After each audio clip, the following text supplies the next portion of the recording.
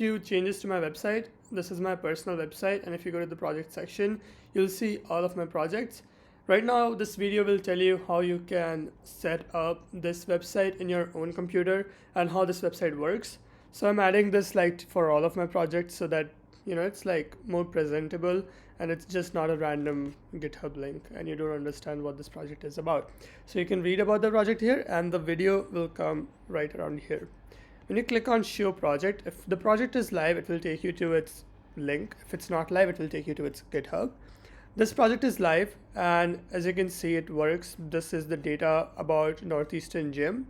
And the way this works is it takes so Northeastern provides you this data, but they don't provide this tabular form. They just provide you like how many people are in the gym right now. So what I do is I take this data every 15 minutes and based on the time. So for example, right now it's Saturday, 4 p.m. So Saturday, 4 p.m.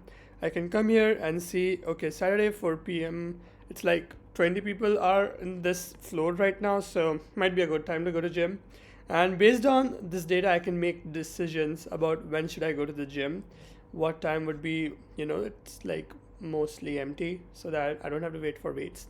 So I created this website for that. And if you want to test it out in your own computer, you can download this repo, which is public on my GitHub. Once you download it, it will look something like this. And then I'll just go to this repo and maybe try running it. Actually, I haven't tried running it after I deployed it, so I don't know if it works, but we'll see. So you first do yarn install to install all the dependencies and make sure everything is there.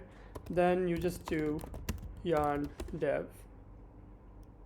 And yeah, I think it's working on localhost as well.